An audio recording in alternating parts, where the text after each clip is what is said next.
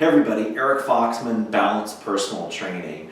We're all super busy these days, and sometimes carving out that time to work out can be pretty tough. So today what I want to do is run the numbers with you and show you how you can make some time to exercise. So let's get started. Well, we all have 24 hours a day, right? 7 days a week is 168 hours a week. And what I want to do is kind of take a very analytical approach, like maybe your financial planner would do when it comes to saving money and how you can reallocate funds. I want to show you how you can reallocate time.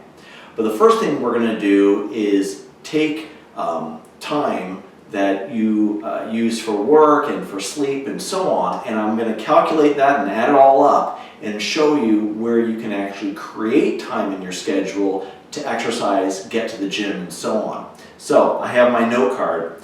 The first thing, if we're going to just take it out of the equation, is work. I'm not going to talk to you about being more efficient at work. Some of us have busier schedules, whatever it might be. So I'm going to say 60 hours a week of work and commute time is what maybe the average person might do. And again, for your situation, it might be a little bit more, it might be a little bit less, but just let's say 60 hours a week. The second is sleep, okay? When it comes to health and fitness, that's something you can't really bargain with it. The sleep experts say between 6 and 8 hours a night is what you're aiming for. So let's just say an average of 7. Okay, 7 times 7 days a week is 49. Let's average that at 50 hours a week. So 60 hours of work plus commute, 50 of sleep. So you take 168 and we've already subtracted 110, okay? Leaving, what is that, 58 hours left. The next I put on my list, 20 hours a week for kids. Now what do I mean by that?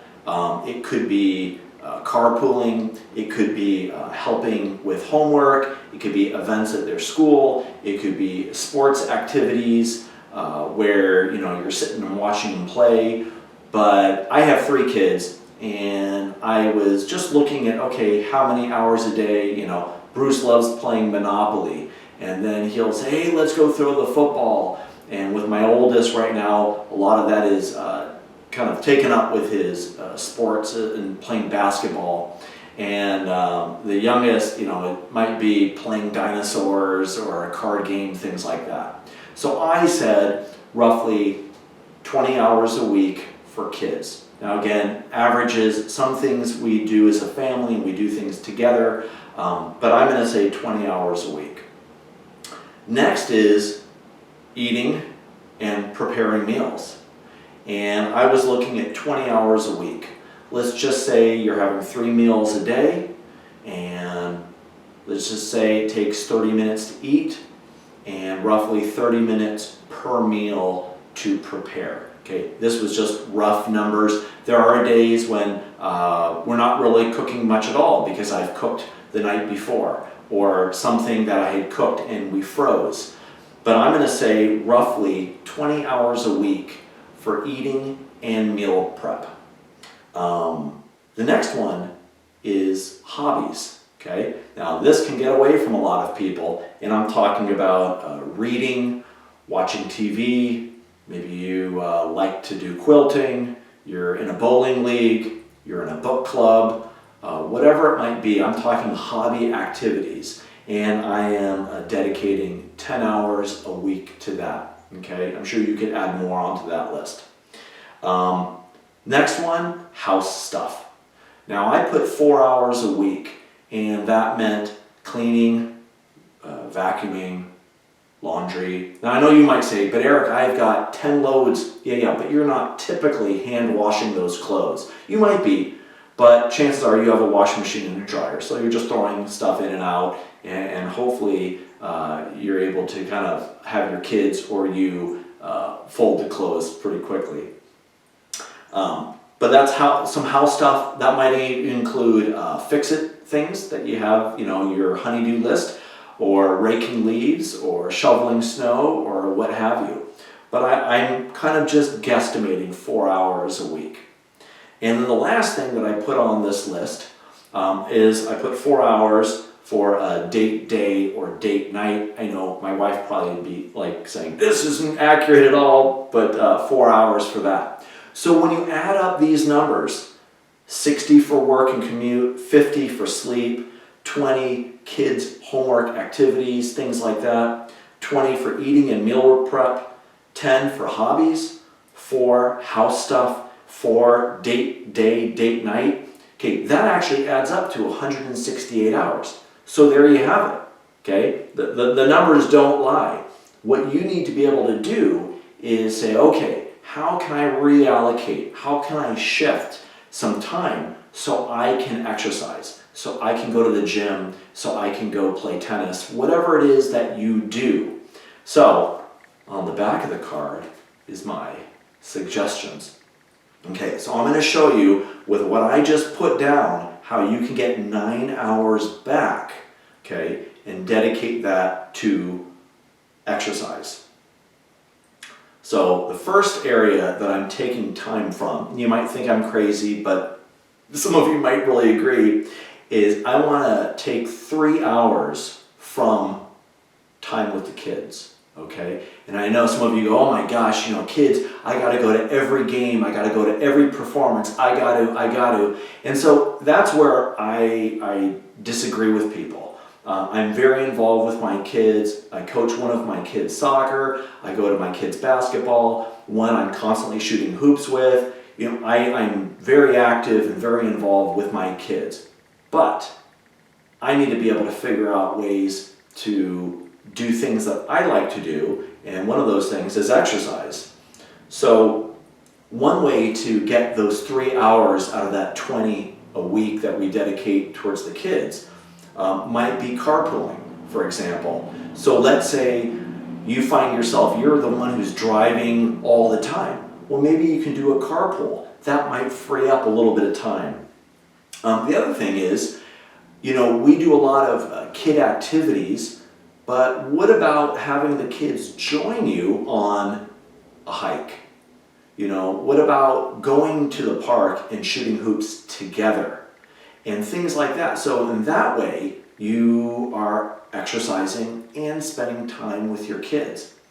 And I think between those two things of just carpooling and finding ways to exercise with your kids, you can definitely free up some time.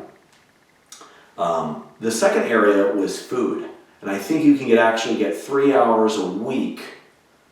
Okay, I had said, 20 hours for eating and meal prep. So 3 hours. Now I'm not saying eating faster. What I am saying is about cooking in bulk, right?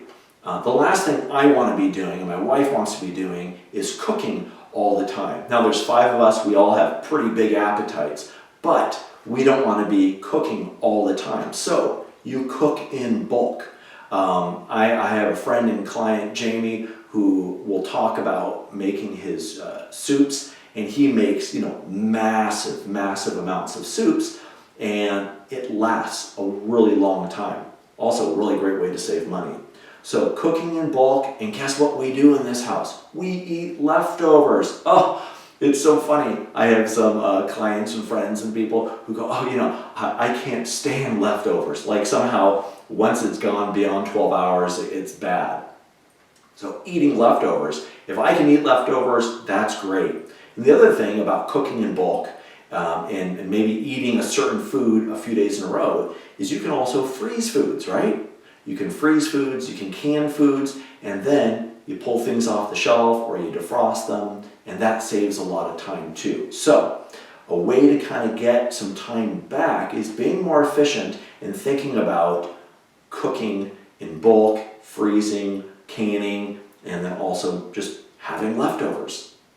So I think you can get 3 hours out of that. So 3 out of the kids' schedule, 3 from food, we're already at 6. And I'm going to say 3 more taking from your hobbies. Now I know this is probably one where people say, but Eric, I really love reading. Right, but for hobbies I said 10 hours in a week. So if that was reading, that was roughly an hour and a half a day.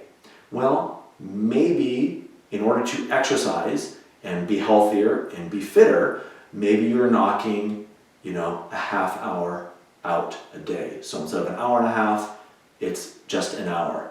The other things that I talked about, people like to watch TV, they have their favorite shows, but I really think you can totally get 3 hours back if you turn off your phone, your tablet, or your computer. I'm telling you, and I know because I get caught up doing it too, surfing the internet, seeing what's on YouTube, social media, these just eat up your time. And so often what's out there is just going to get your blood pumping, not in a good way either. So take the time that you would just be scrolling around. It's like, oh, I'm on Instagram, I'm on Facebook, I'm on Twitter, I'm on this and that, and blah, blah, blah. I Snapchat with my friends. You know what? It's good to disconnect and think a little bit about yourself. Get on the tennis court, shoot some hoops, go into the gym and lift some weights. And so taking 3 hours from your hobby, whatever that might be, or a combination of things, you'll be able to free up. Guarantee you'll be able to free up at least 3 hours. So that's 9 hours that I have shown you out of your, see that list? You see that list? 9 hours. Now with 9 hours, how many times do you think you can get to the gym to do a 1 hour workout? When the gym is 15 minutes from your house, half hour from your house? Let's say it's a half hour, okay? And so that means each time you go, it's a 2 hour commitment.